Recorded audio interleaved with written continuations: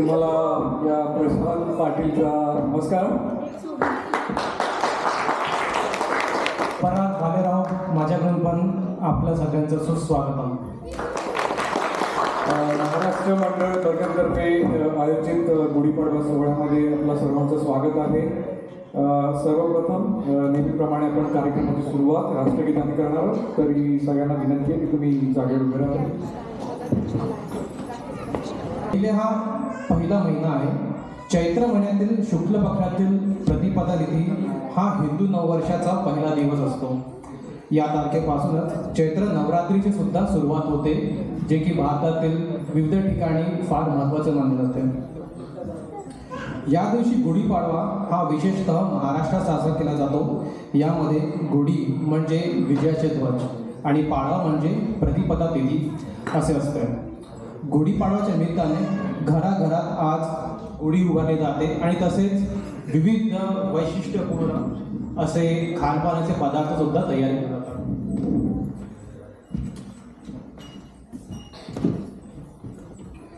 या उत्सवाशी संबंधित अशी एक मान्यता आहे की या दिवशी शालिवाहन नावाचा कुंभार पुत्राने मातीच्या सैनिकांच्या सैन्याचे आपल्या शत्रूंवर विजय मिळवला होता. याच कारणामुळे शालिवाहन शक ही याच दिवशी सुरू होते.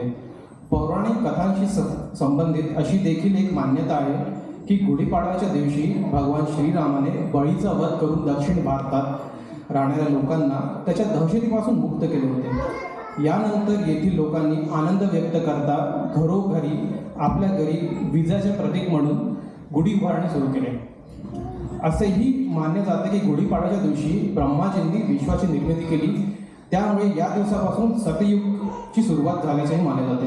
गुढीपाडवा या सणाला ऐतिहासिक, सांस्कृतिक आणि नैसर्गिकदृष्ट्याही खूप महत्त्व आहे. चैत्र महिन्यापासूनच वसंत ऋतूच्या आगमनाला सुरुवात होते आणि वातावरणात बदल झालेला असतो. जुनी वाळलेली पानं गळून झाडांना नवी पालवी फुटतात, तर आंब्याला मोहर येतो. या नैसर्गिक बदलाचे स्वागत करण्याची पद्धत असल्यामुळेही हा सण साजरा केला जातो. पराग, खूप छान माहिती दिलीस. पण तुला माहिती आहे ही सगळी सोशल मीडियाची पिढी आहे आणि 10 सेकंदाच्या वर काही असलं की आम्ही स्क्रोल करतो. तर त्यांच्यासाठी आपण 10 सेकंदाची एक रील दाखवूया जे तुम्हाला जास्त चांगली माहिती देईल. जानेवारीला नववर्ष साजरं करतं, तिथं आपण मात्र गुढीपाडव्यालाच का साजरं करतो? तर फक्त महाराष्ट्रातच नाही, साऊथलाही हा सण उगादी म्हणून साजरा होतो. युग म्हणजे काळ आणि आधी म्हणजे सुरुवात, म्हणजे काळाची सुरुवात. हिंदू पुराणानुसार ब्रह्मदेवाने सृष्टीची निर्मिती या दिवशी केली होती आणि असंही म्हणतात की जेव्हा रामाचा त्या दिवशी राज्याभिषेक करण्यात आला होता, तेव्हा प्रजेनं गुढ्या उभारून हा सोहळा साजरा केला होता. या दिवशी कडुनिंब आणि गुळ यांचे एकत्रित सेवन केले जाते, कारण जीवनातील गोड आणि कटू अनुभव हे दोन्ही स्वीकारणं असा सुंदर हेतू या प्रथेमागे असतो. ऍस्ट्रॉलॉजीनुसार हा दिवस 3.5 मुहूर्तापैकी एक मानला जातो, जिथं सारे ग्रह आणि नक्षत्र अत्यंत अनुकूल परिस्थितीत असतात. त्यामुळे आपण या पवित्र दिवशी नवीन वस्तू घेणं किंवा कोणतंही शुभ कार्य करणं अत्यंत शुभ मानलं जातं. जेवढ्या उत्साहानं आपण न्यू इयर सेलिब्रेट करतो, तेवढ्याच उत्साहानं आपल्याला आपले सण साजरे करायला हवे, कारण आपणच आपल्या कथा पुढे नेणारे आहोत. तर अशाच व्हिडिओसाठी वेडिंगला फॉलो तर नक्कीच केला असाल. धन्यवाद. तर आता स्क्रोल अप करू शकतो. ओके, तर आपण वळूयात आजच्या पहिल्या परफॉर्मन्सकडे. नुकताच एक हिंदी चित्रपट प्रदर्शित झाला होता, छावा. तुम्ही सगळ्यांनी पाहिला असेलच. त्या दरम्यान थोडी कॉन्ट्रोवर्सी झाली होती एका गाण्याबद्दल. त्या दरम्यान माझ्या एका आवडत्या महाराष्ट्रातल्या नेत्याने एक छान म्हटलं होतं की त्या काळी ऑब्व्हियसली आपला लेझिम हा आपला आवडता खेळ आहेच, नृत्य आहेच, तर कदाचित आपल्या राजांना लेझिम हाती घ्यायचा मोह झाला असेलच. आपल्याला नाही माहिती असं इतिहासाच्या पाहण्यात कुठेच नाही आहे, पण कदाचित त्यांच्या मनात आलं असेलच, पण आपल्याला ते माहिती नाही आहे. पण आपल्या संभाजी महाराजांच्या छाव्यांच्या मनात आज ते आलेलं आहे आणि लेझिम उचलण्याचा मोह आज त्यांना काही आवडता झालेला नाही आहे. तर तुमच्यासाठी घेऊन आलो आहोत आज एक जबरदस्त आणि धमाकेदार परफॉर्मन्स. महाराष्ट्राच्या पारंपरिक लेझिम नृत्याला बॉलिवूडच्या छावा सिनेमातील गाण्याची जोडून आज एक जादू तयार झाली आहे आणि ती जादू सादर करण्यासाठी तुमच्या समोर येत आहेत बर्गनचे छावे. टाळ्यांचा गडगडाट.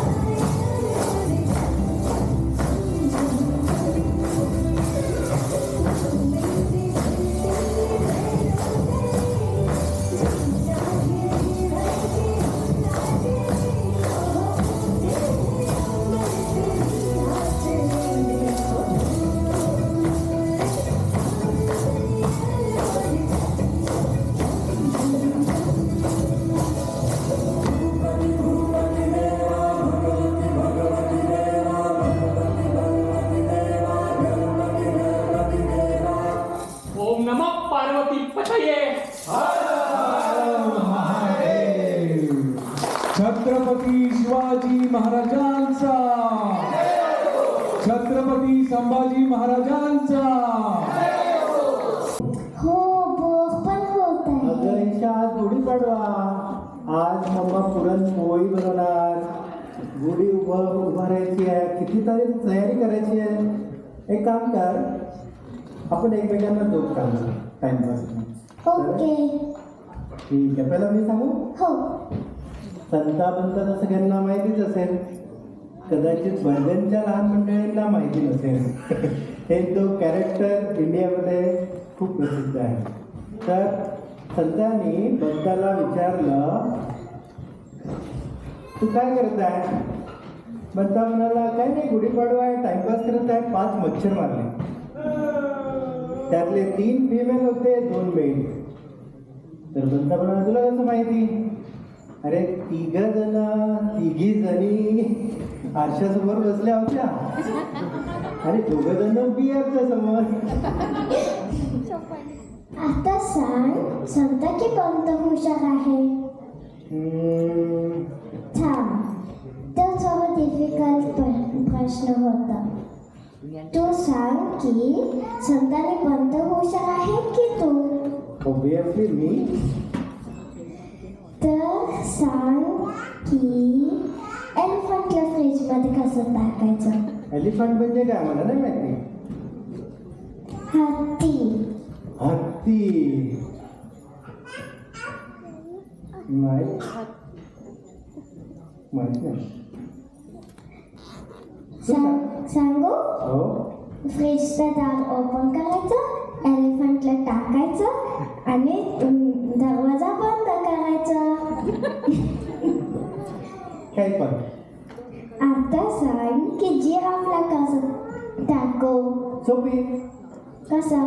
तसंच हत्तीला जसं टाकलं तसं. नाही.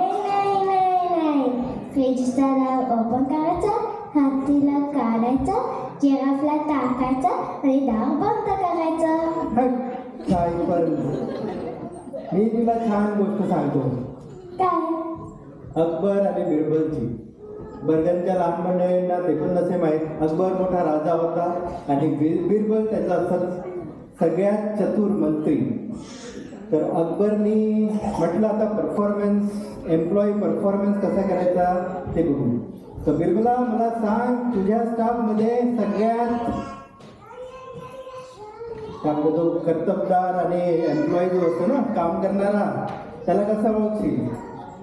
बिरबल म्हणाला, बघा दाखवतो. तो सगळ्यांना बोलावतो आणि म्हणतो हा आहे. अकबर म्हणतो की तुला कसं कळलं? महाराज, सकाळपासून काम करून आता 5-6 तास झाले. फक्त याचा मोबाईल 95% चार्ज आहे. आता सांग की लायन किंगचा बेबीचा बर्थडे होता. लायन किंगनी मोठं पार्टी केलं, पण एकच ॲनिमल नाही आला. कोण नाही आला? लायन किंगचा बर्थडे होता. मला वाटतं रॅबिट नसेल आला, कारण की तो छोटा लायन त्याच्या मागे खूप धावतो त्याला खायसाठी. तो नसला. नाही नाही नाही नाही नाही, जिराफ नाही आला, कारण की तो फ्रीजमध्ये होता ना. ओके, ठीक आहे. एक अजून संताबद्दल सांगू? हो. अच्छा, आता तर कळलं असेल, बर्गरच्या मंडळीला संताबद्धा मित्र होते. संताचं लग्न झालं एका नर्स सोबत. काही दिवसांनी बंदा होतो, अरे बंदा कसं काय तुझं लग्न झालं, मजा आहे ना? संता म्हणतो, काय मजा, जोपर्यंत मी सिस्टर म्हणत नाही बायको बोलतच नाही. झालं? हो. आता सांगू की मी एक नदी क्रॉस केली, पण त्याच्यामध्ये बोट नाही जात आणि 1000 crocodiles आहे. कसं क्रॉस केलं मी? क्रोकोडाईल म्हणजे काय सांगते? मगरमच्छ. माहित नाही भाऊ. सांगू? सगळे crocodile लायन बेबीचं बर्थडेमध्ये गेलो तर इझिली क्रॉस केला. पुन्हा त्या लाईनमध्ये फसवले मला. ठीक आहे, चला. मला वाटते आता. चला चला, तुमचं झालं असेल तर या. अरे वा, वेळ झाली आहे, पण अगोदर लागेल या. येस, पुरणपोळी. पुढे वळूया. काय रे प्रशांत, तुझ्या घरी किंवा शहरामध्ये साधारणतः गुढीपाडव्याला म्हणजे काय काय करतात? माझ्या लहानपणीच्या आठवणी अशा आहेत की आम्ही घरी झेंडा लावायचो आणि आई रांगोळी टाकायची. सकाळपासून आम्हाला लगबग असायची की पोळी तळली जात आहे, छान छान श्रीखंड बनवलं जात आहे, छान छान भाजी बनवते आहे, तो खमंग वास. आणि नंतर बाबांसोबत आंघोळ केल्यानंतर गुढी लावण्याचा तो उत्साह. तू काय म्हणशील? हो, अगदी. गुढी आणि श्रीखंडपुरी हे कॉम्बिनेशन कोणी तोडू शकत नाही. आणि ऑफकोर्स सकाळी उठल्यापासून लगबग असायची गुढी उभारण्यासाठीची तयारी, कडुलिंबाची पानं आणणं, बांबूची काठी आणि ते गुढी सजवण्याची प्रॅक्टिस आणि गुढीपूजन आणि मग सगळ्यांना नववर्षाच्या शुभेच्छा देणं आणि मग श्रीखंडपुरीवरती ताव मारणं. मला आठवतं शाळेत जेव्हा आम्ही होतो तेव्हा अशी एक सुप्त स्पर्धा होती की कोणाची गुढी उंच आहे. त्यामुळे आम्ही एक आठवड्या अगोदरपासूनच बांबूची काठी, उंच बांबूची काठी शोधण्यासाठी सगळ्यांची लगबग असायची. पण नंतर मग जेव्हा शहरामध्ये मूव झालं तेव्हा ऑब्विसली गुढी उंच नाही उभारू शकत, नाही तर वरच्या गॅलरीमध्ये बाहेर निघून म्हणून. तर ती मग गुढी सुंदर, कोणाची जास्त चांगली सुंदर असेल अशी स्पर्धा सुरू झाली. मग ते हळूहळू ती सुंदरवरून गुढी कोणाची महाग जास्त असेल अशी झाली. कारण तुला माहिती आहे गुढीमध्ये एक वस्त्र लागतं, तू बघितलं असेल. हो, ते म्हणजे घरातलं सगळ्यात सुंदर आणि सगळ्यात एक्सपेन्सिव्ह वस्त्र असतं. ती म्हणजे ऑब्व्हियसली आईची साडी. त्यामुळे कोणाच्या गुढीमध्ये सगळ्यात एक्सपेन्सिव्ह साडी, तसं गुढीचं स्वरूप झालं. पण नंतर कळलं की गुढी उंच गुढी विचारांची आणि कर्तृत्वाची असावी लागते. अगदी बरोबर. त्यामुळे मग गुढी पुन्हा लहान झाली आणि आता प्लास्टिकची गुढी असते. येस. पण हे झालं माझ्याकडे. आणि तर पण तुला माहिती आहे आपला देश आणि आपला महाराष्ट्र वैविध्यतेने नटलेला आहे. आपला जिल्हा वेगवेगळ्या भागांमध्ये वेगवेगळ्या चाली रूढी परंपरा आहेत. तर मला खात्री आहे की प्रत्येकाच्या विभागामध्ये गुढीपाडवा काहीतरी वेगवेगळ्या पद्धतीने साजरा केला जात असेल. तर आपण सगळ्यांना विचारूया. नक्की, का बरं नाही. महाराष्ट्राच्या कानाकोपऱ्यांकडून इकडे लोक आहेत. हो, तर आपण सुरुवात करूया. महालक्ष्मीच्या आशीर्वादाने नटलेल्या ऐतिहासिक आणि सांस्कृतिक वैभवाने भरलेल्या शहरातून ज्याचं नाव आहे कोल्हापूर. कोल्हापूरचं कोण कोण आहे इथे? कोल्हापूरकर स्नेहा. तर स्नेहा आम्हाला सांगू शकते की कोल्हापूरमध्ये कसं काय गुढीपाडवा साजरी केला जातो तिच्या घरी किंवा शहरामध्ये.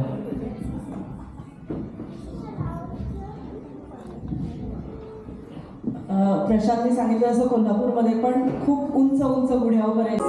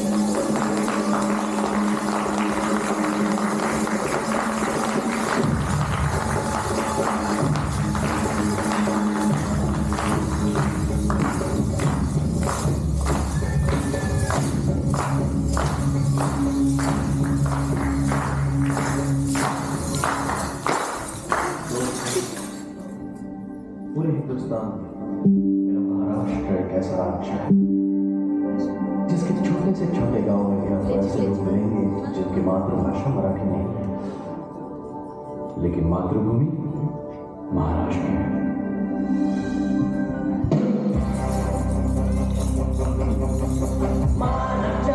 कभी था मद्रासी,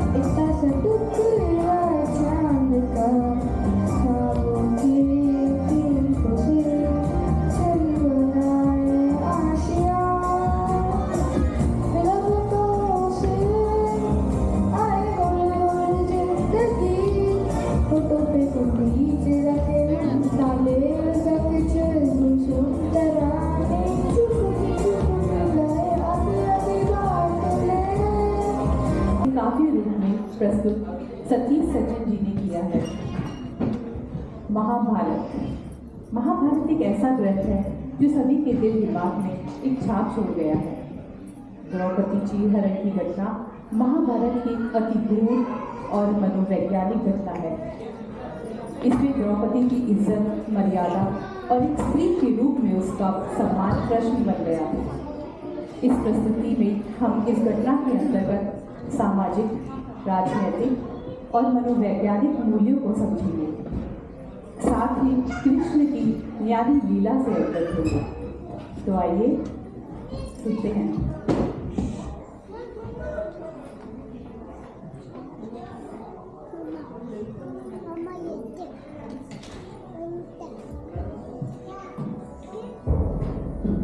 हे भीष्म पितामह कुछ बोलो, हे भीष्म पितामह कुछ बोलो, कुलवधू है तुम्हें पुकार रही।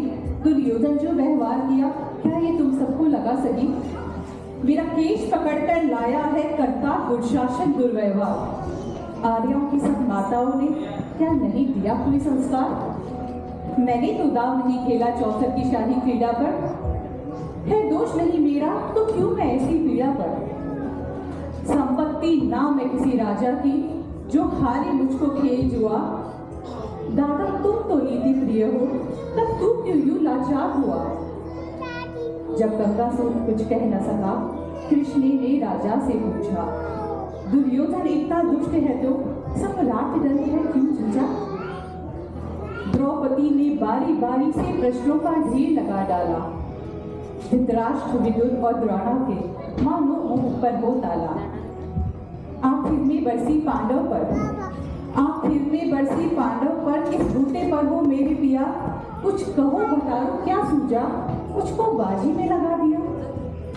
मछली की आंख बेलना था, फिर करके ब्याह तुम लाए थे। अर्जुन गांधी कहाँ गुम हो, क्यों ऐसे शीश झुकाए है।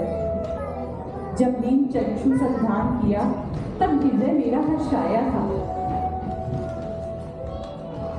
मन ही मन अदारिता की, मन चाहा वर्जन पाया था। माँ कुंती ने मुझे बांट दिया, माँ कुंती ने मुझे बांट दिया। बन गए पति पांचों भाई, दुर्दशा देख ऐसी मेरी, क्या तुम सबको लाज नहीं आई। मैं समझी थी बड़ी भागन हूँ, रणवीर की मैं सबला हूँ, पर अब ऐसा लगता है मुझको डरपोकों की मैं अबला हूँ।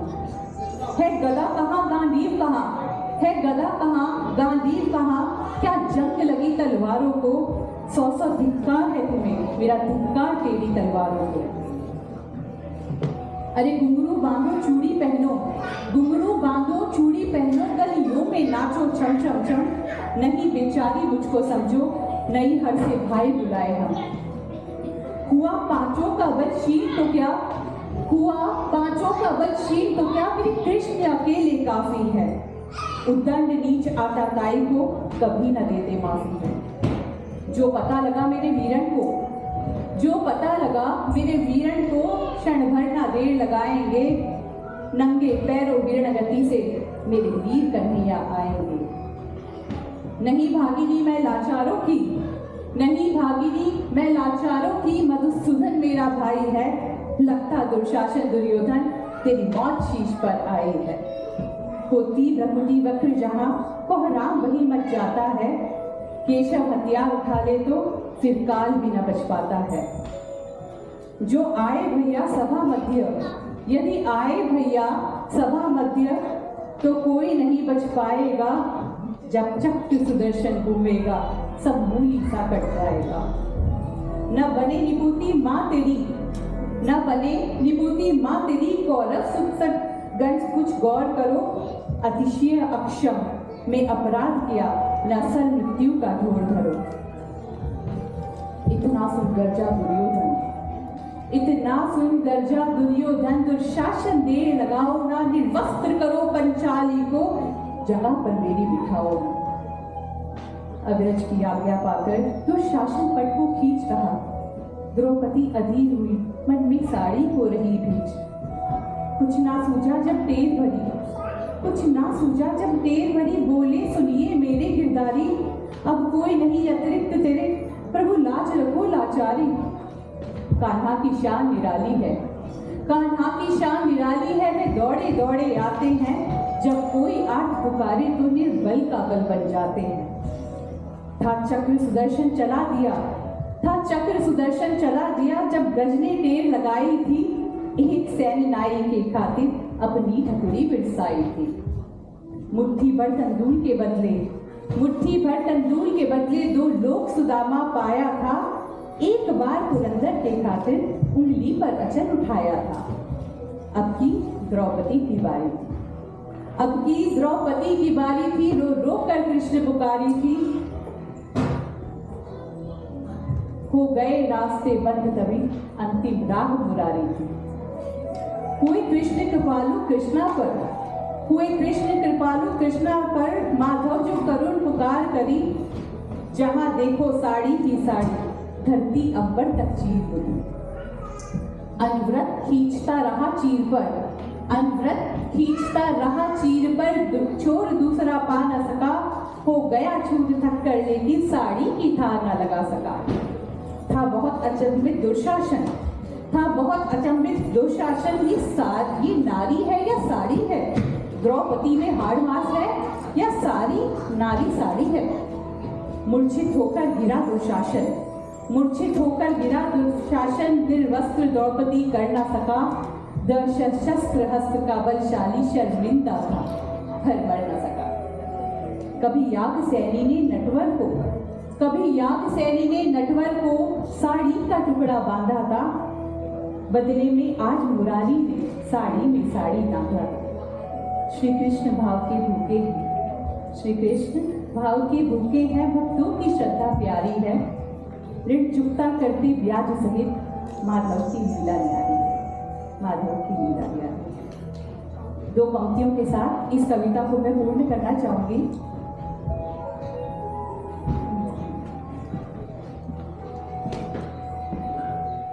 ये दो पंक्तियां कृष्ण की वाणी में कही गई है। मत रो बहना द्रौपदी, जीवन है संग्राम, धीरज धर मन शांत कर, पूर्ण होंगे सब काम, पूर्ण होंगे सब काम। सत्य असत्य सर्वत्र है, अबला सबला हो,